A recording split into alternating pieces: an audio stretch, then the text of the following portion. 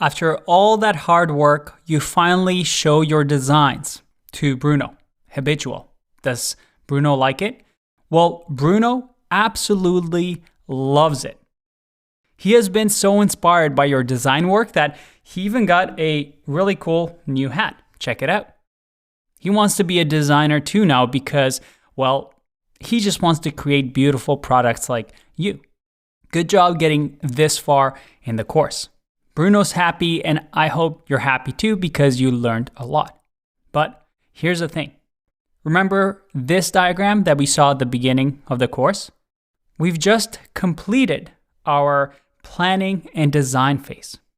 We've taken on the role of a designer and have created a product.